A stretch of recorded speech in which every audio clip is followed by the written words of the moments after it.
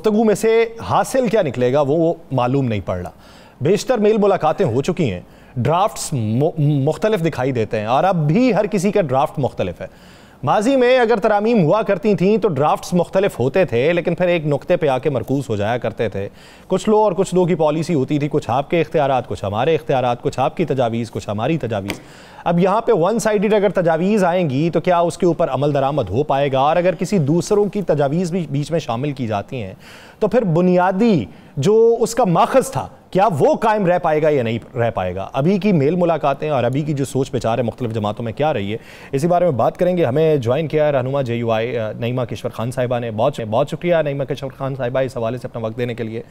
نعیمہ صاحبہ، آج جو ملاقات ہوئی پاکستان تحریک انصاف کے وفد کے ساتھ، ان کی طرف سے کیا سفارشات رکھی گئی ہیں؟ انہوں نے اپنا کیا ڈرافٹ پیش کیا ہے اور جس کے متبادل جمعیت علماء اسلام فے نے اپنی کیا سفارشات ان کے سامنے رکھی؟ بسم اللہ الرحمن الرحیم، بہت شکریہ جی۔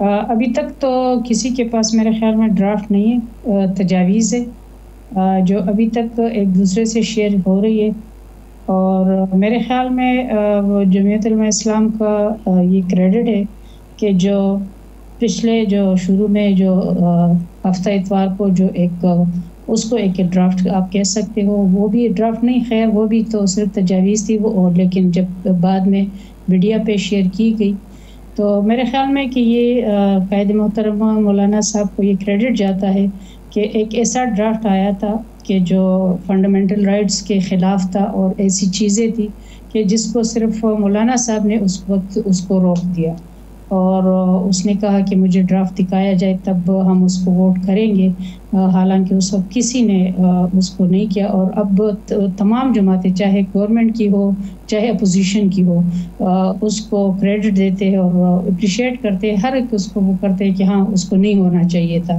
تو میرے خیال میں یہ کریڈٹ جاتا ہے JUI کو اور مولانا صاحب کو کہ اس نے اس وقت اس کو روکا، اور اب چونکہ ایک ہم مشورہ کر رہے ہیں، اب دیکھتے ہیں کہ کیا مسودہ آتا ہے تو اس پہ پھر آگے بڑھا جائے گا کہ گورنمنٹ کون سا مسودہ دیتی ہے، اپوزیشن اس کون سے تجاویز پہ متفق ہوتی ہے۔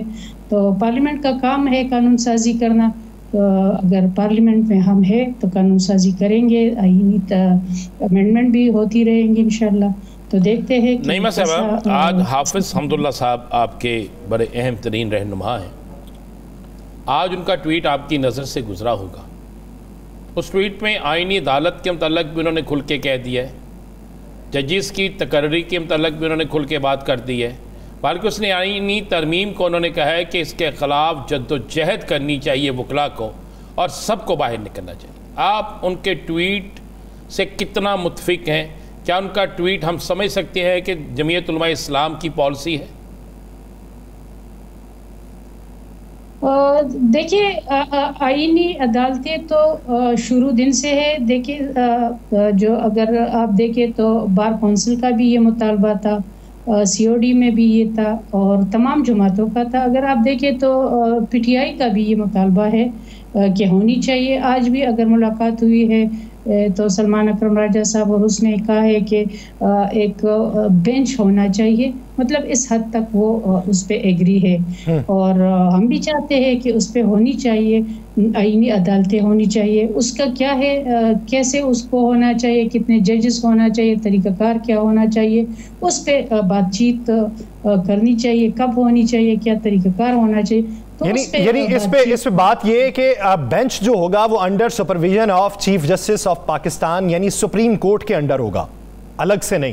دیکھیے ضروری نہیں ہے، اب ان چیزوں پہ بات ہو سکتی ہے، وہ تو PTI کی ایک تجویز ہے۔ میں اس حوالے سے آپ کو کہہ رہی ہوں کہ آئینی عدالت یا آئینی بینچ اس پہ سب متفق ہے، تو یہ ہم نہیں کہہ سکتے کہ اس پہ ہمیں احتجاج کرنی چاہیے یا یہ چیزیں ہونی چاہیے۔ اس پہ سب متفق ہے، چاہے کوئی بھی پاکستانی شہری ہو، تو یہ ہم نہیں کہہ سکتے کہ اس پہ احتجاج کرے یا یہ چیزیں کرے۔ اب یہ دیکھا جائے گا کہ کیسی ہونی چاہیے، کس طرح ہونا چاہیے، کیا طریقہ کار ہونا چاہیے۔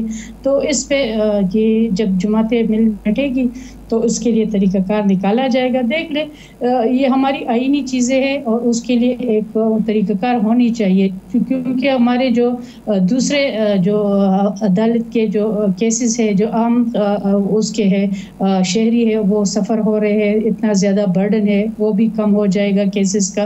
تو میرے خیال میں یہ وقت کی ضرورت ہے اور اس کو ہونا ہے. بہت سارے ممالک میں یہ ہے، ابھی تقریباً 87 ممالک میں یہ آئینی کورٹس ہے، تو یہ تو ہونا ہے. تو یہ کب ہونا ہے، کیسے ہونا ہے، طریقہ کار پہ اس پہ مل بیٹھ کے اس کا کے لیے کوئی حل نکالنا ہوگا. اچھا، بلاول بھٹو زرداری صاحب نے کل ایک ٹی وی چینل کے انٹرویو میں کہا ہے کہ منصور علی شاہ صاحب جو ہیں، میں نہیں سمجھتا کہ وہ چیف جسٹس ہوں اور اپنے باقی ججز کو سنبھال سکیں. انہوں نے تو پہلے فیصلہ دے دیا، ایک بڑی سیاسی جماعت ہے وہ ایک اپنے جماعت کا وہ ایک لیڈر ہے، اس کے پہ میں کیا کمنٹ کر سکتی. وہ تو اس کا ہے، وہ اپنی بات کا اپنی وضاحت کر سکتے، اس پہ میں کچھ نہیں کہہ سکتی کہ وہ ججز کو سنبھال سکتے نہیں سنبھال سکتے، وہ اس کا ہے.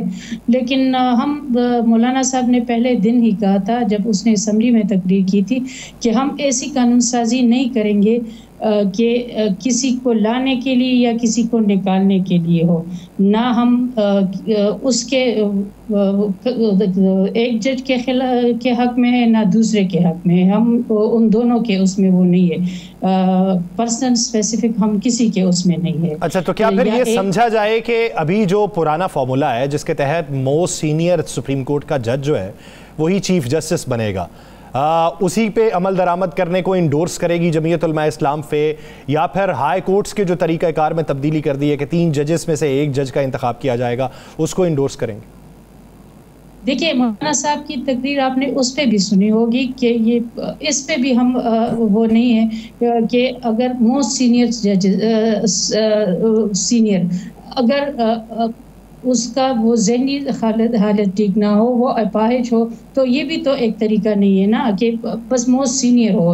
اس کے لیے بھی تو کوئی طریقہ کار ہونا چاہیے. یہ تو نہیں ہے کہ بس موسٹ سینئر ہو. اگر موسٹ سینئر ہو تو پھر تو ہائی کورٹ میں بھی ہونا چاہیے. تو نہیں ہے کہ صرف اس پہ نعیمہ کشور صاحبہ بصد احترام، اگر کوئی اپاہج ہے، ذہنی مفلوج ہے، تو پھر تو اس کا سپریم کورٹ کا جج کیا، اس کا تو سول کورٹ کا بھی جج ہونا اس کے اوپر ایک بہت بڑا کوسچن مارک لگ جاتا ہے. یہی میرا عرض ہے نا کہ اگر آپ نے موسٹ سینئر کا ہے تو پھر موسٹ سینئر صرف سپریم کورٹ میں کیوں، پھر آپ کا ہائی کورٹ کے لیے یہ شرط کیوں نہیں ہے؟ ادھر تو آپ اس کو اپلائی نہیں کر رہے، یہ تو صرف آپ سپریم کورٹ میں کیوں کر رہے؟ اور یہ بھی تو رولز میں ہے، یہ تو اس میں نہیں ہے کہ نہیں صاحبہ، ہائی کورٹس کے رول میں یہ نہیں ہے، ہائی کورٹس کے رولز میں یہ نہیں ہے، لیکن سپریم کورٹ کے رولز میں آج کے دن تک جب ہم آپ سے بات کر رہے ہیں یہ چیز شامل ہے. تو یہی میں کہہ رہی ہوں کہ پھر آپ کے لیے ہائی کورٹ میں کیوں نہیں ہے؟ کیوں اس کے لیے آپ کو نہیں چاہیے؟ پھر اس میں بھی کریں نا. پھر صرف سپریم کورٹ کے لیے کیوں ہم نے کیوں یہ اس کو رکھا ہے؟ تو اگر کرنا ہے تو پھر ادھر بھی کریں. آپ کا ووٹ کس طرف ہے جمعیت علماء اسلام کا؟ کیا سینئر ہونا چاہیے یا پینل ہونا چاہیے؟ یہی میں نے عرض کی کہ مولانا صاحب نے اپنے اسپیچ میں اس کو کھل کے کہا ہے کہ اس کے لیے بھی ایک طریقہ کار ہونا چاہیے. نہیں ہونا چاہیے کہ صرف سینئر موسٹ ہو، کہ اس کے لیے کمیٹی ہو، اس کے لیے جو پارلیمنٹ کی کمیٹی ہو اس کو بھی امپاور ہونا چاہیے. تو اس کا طریقہ کار کیا پھر صرف سپریم کورٹ میں ہو یا دوسری ہائی کورٹس کے اندر بھی اور لوئر جوڈیشری کے اندر بھی ہو؟ دیکھیے، اس پہ تو ابھی ہماری جو لیگل ٹیم ہے، مولانا صاحب، وہ اس کی پریس کانفرنس ہوگی، وہ اب کیا طریقہ کرتے ہیں وہ اس کی تجاویز خود وہ مولانا صاحب بیان کریں گے کہ کیا طریقہ کار ہونی چاہیے. جب گورنمنٹ کی طرف سے کوئی مسودہ آئے گا یا ہماری اپنی جو ہمارے قائدین ہیں وہ تیار کر رہے، تو یہ اس پہ یہ مولانا صاحب خود اس پہ وہ بات کریں گے. اب میرے خیال میں آج تو ابھی لیٹ ہو گیا، انشاءاللہ کل شاید وہ. آپ کے انٹرا پارٹی الیکشن کے بعد آپ کی شورا تشکیل پا چکی ہے؟ ابھی نہیں ہوئی. اور بغیر شورا کے کیے گئے فیصلوں کو بعد میں شورا کیا اس کی توثیق کرے گی؟ اس کا طریقہ کار کیا ہوگا؟ اس پہ ابھی جب مولانا صاحب پریس کانفرنس کریں گے تو اس میں اس بات کی وہ وضاحت کریں گے کہ کیا طریقہ کار کریں گے، کہ وہ شورا کے لیے انتظار کریں گے کہ کیا طریقہ کار اپنائیں گے. گورنمنٹ کے ساتھ آپ کے مذاکرات کس حد تک کامیاب ہوئے ہیں؟ مذاکرات تو ابھی کوئی نہیں ہوئے، ابھی تو جو میٹنگ ہوئی ہے اسی میں مولانا صاحب سے شاید بات ہوئی ہے، یہ اس کا مجھے نہیں معلوم، اس پہ مولانا صاحب خود ہی بات کر سکتے۔ آپ کی ذاتی رائے کیا ہے؟ اپوزیشن حکومت ملاقاتیں ہی ہو رہی ہے، مذاکرات کا تو مجھے وہ کوئی، ہمارا تو یہ ایسا نہیں ہے کہ کوئی مذاکرات ہو رہا، ہم تو اپوزیشن کا حصہ ہے۔